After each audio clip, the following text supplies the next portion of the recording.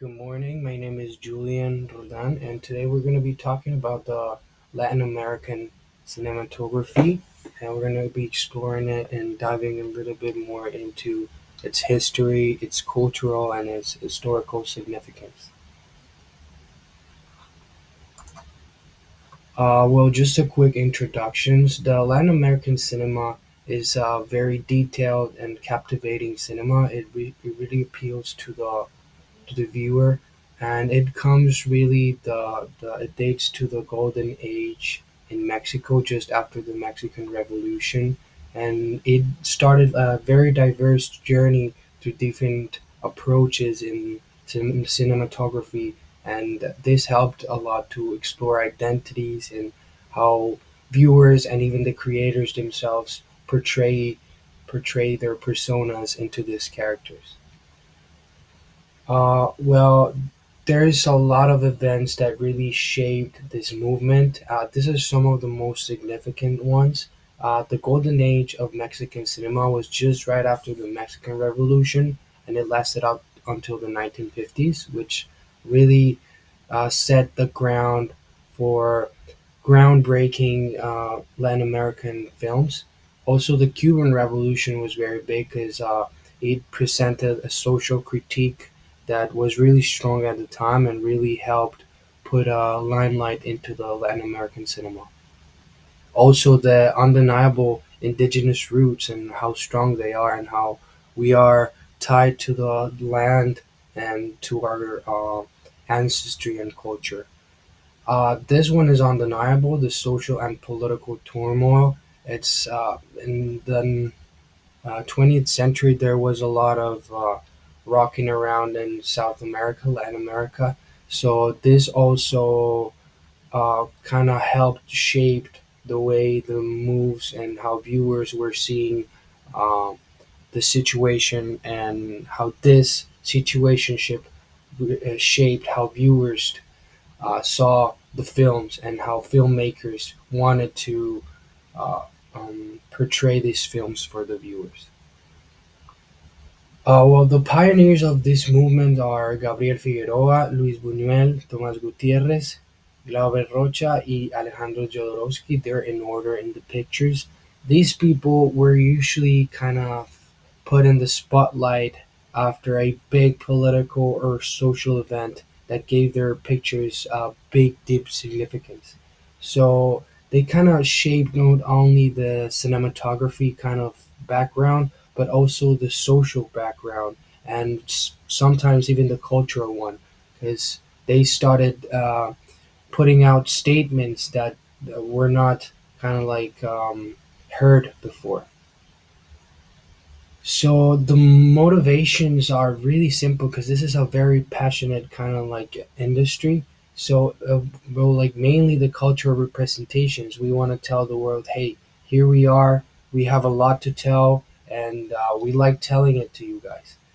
So I found this pretty interesting and very appealing for me, at least. The national identity. Even though sometimes people say Latin America, and they don't realize, they just think about one country, but it is so diverse. It is so full of complex cultures and different uh, ethnicities that is very beautiful to see how they all come together to kind of tell a story in these films. Their resistance and innovation. This kind of is very related to the political turmoils. However, this never shut up any of the producers or any of the directors. On the other hand, it gave them more kind of like more will to do what they were doing, and kind of wanting to put out these messages even more than before. And also, sorry for the repetition, they're representations of marginalized voices. So again, in the 20th century in Latin America especially, there was a lot of inequality, and people felt like they were not being heard. Uh, but these movies started coming in, Los Olvidados from Mexico, and people started to kind of like see themselves in these characters. And this gave a lot of power to cinema in Latin America, because it was not just fictional characters, it was us. It was our lives that we were seeing on the pictures. And sometimes, even though you laughed, it was generally sad. So this conveyed a very strong message.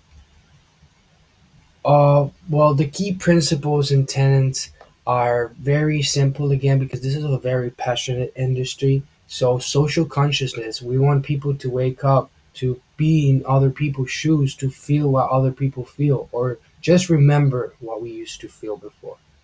Political engagement. Again, when the Latin American movement, cinema movement started in the 1930s to 1960s, there was a big, strong connection with political kind of like speech and kind of like disagreement, and it was very connected to that political kind of like background area. Also, identity, uh, because this is also related to the two before. We don't have as much time to think about ourselves, so we just get, as kids say nowadays, lost in the sauce.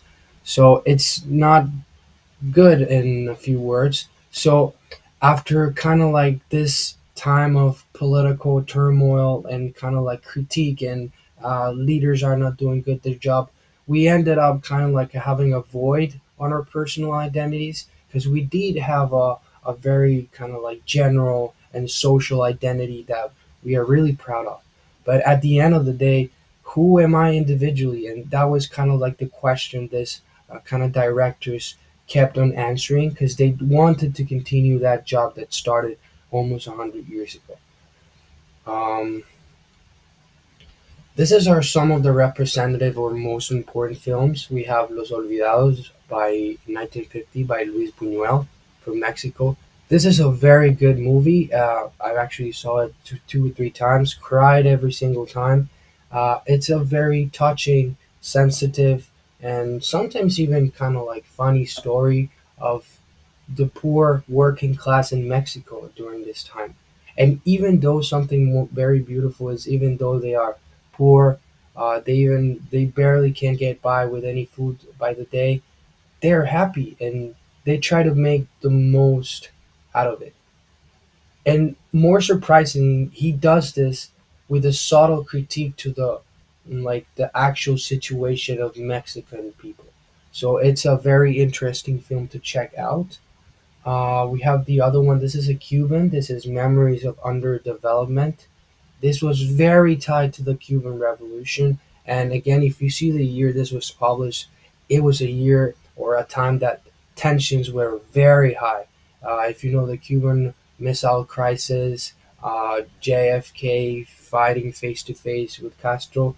So it's about in this decade, so we can see how kind of like this political or social events influence cinema, and furthermore, how cinema influenced political and social events. Also, we have this one. This one's my favorite. It's called City of God, or Ciudad de Deus in Portuguese. It's very good. It's a wonderful story.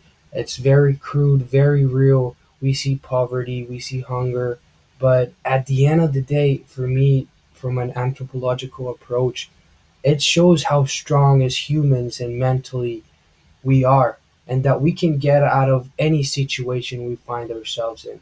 Uh, it's very sad. It's a sad movie overall because it shows us the real condition of the poor class in Latin America, which is a very, very big chunk. Um, and even though it is sad all through the movie, it kind of like motivates the individual to say, well, if this kids can do it, so can I. And if this kids have been through so much at only 10, 12 years old, why am I complaining? So for me, that is very powerful and it conveys a message of resilience mainly. Roma, it's very good. It was winner of multiple like awards, film awards, and it was celebrated for the cinematography and a very kind of beautiful storytelling. And it was set in the 1970s in working class Mexico, and uh, it focuses on a domestic worker, a house cleaner, and how this kind of like shifts and shapes her identity all around the place. and this makes it for a movie to be very emotional. So again, this is another very good recommendation. So Latin America cinema had very big impact on other filmmakers, even though we might not even realize. One of them might be, for example, Quentin Tarantino, Martin Scorsese, and way more, because we have a distinctive style of telling the stories with an underlying critique. So this helps a lot for not just giving one straight up message of this is how what I want you to see, but again giving several messages with layers of complexity that at the end of the day appeal more to the viewer.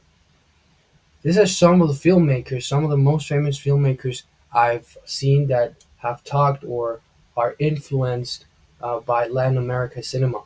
So Quentin Tarantino, very big. Martin Scorsese, very big too. Juan Kar-wai, social critique, very good director, and Wim Wenders from Germany.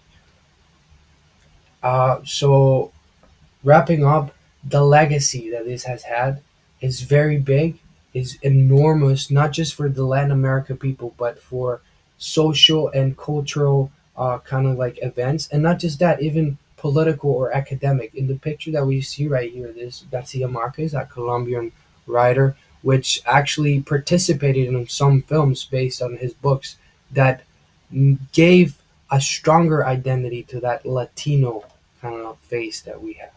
So again, this is as we see in the slide, the narrative richness. So it's very rich. It conveys a lot of messages in just one paragraph per se.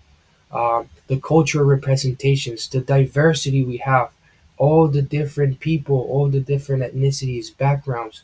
We want to show that off. We want to tell the world, like, hey, it's more than just segregation. It's more than just groups. It's us and the social advocacy. And Fiend, thank you for watching the video. Thank you for watching the presentation, and thank you.